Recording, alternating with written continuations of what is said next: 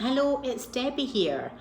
I've just come off a session, a virtual session with a client that wanted to work on how does her husband and her get over his infidelity.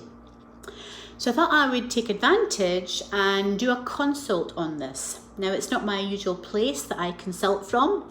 I'm actually in my office at home just now, so you'll notice that it's not the usual backdrop. But anyway, I will tell you what I found by working with this client. I have worked with several couples that have come to me and said, my husband committed adultery, my wife did, whether it be an emotional affair or a physical affair. It is still a connection out with the relationship, either, a marriage or partnership, engagement, whatever. If they are getting their needs met, either emotionally, sexually, physically, this is infidelity. Believe me. And what I suggested to my client that I worked with today, that I worked with both her husband and her, they were on the sofa in their lounge at home, and I took the session. The first step that I tell all my couples that have went through this is you must agree on the same outcome. What I mean by that is you either don't want to get over it or you do. And if you want to get over it, you need to both agree that it's behind you. And when they agree to that, I then say, right, both of you give yourself an evening, a morning, an hour, a coffee, house, whatever. But give yourself one block of time that you can ask any question you want about the infidelity. Once that's been done, that's it. There's no going back. You can't keep reliving it and going over it, holding resentment, holding anger, frustration. No, it's not going to work. It's not going to work.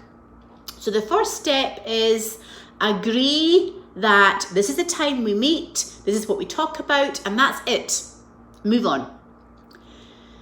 The second point is you really need to get to the bottom of what was it about each other that you fell in love with, that you really, really liked, loved. It can be anything. It can be her smile. It can be his witty sense of humor. It doesn't matter. You need to start rekindling what was it that you see in the now that's still inside you, whether it be, you both like yoga together, you both like horse riding together, you both make it work together, hand to glove, you guys fit. And you have a time that you talk about that. And it's not reminiscing the past, it's about saying, what was it? Because it's still there, it's still in you today. And you get to know each other. The next step is getting to find yourself sexually again. Because believe me, once there's been infidelity and you agree to put it behind you, you still have subconsciously a thought in your head. Did he do that with her? Did she do that with him? Were they good at this? Were they good at that? No. You want to get comfortable again together sexually.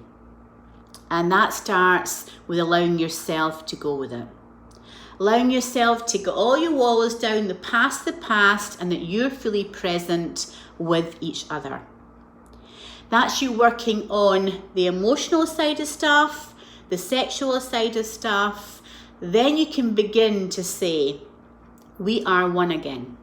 We are one again. We have that trust again. If anyone can relate to that and would like me to work with you as a couple, then please get in touch. You can email me at debbiedubikis@gmail.com. But something that I said to the couple that I worked with, I don't put any blame on infidelity. However, the action of being unfaithful is wrong. It's wrong. Be emotionally, sexually, it's wrong. You're taking something away from something that you have together.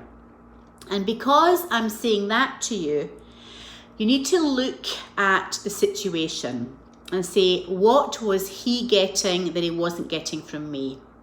What was she getting that I wasn't able to give her? That isn't blame.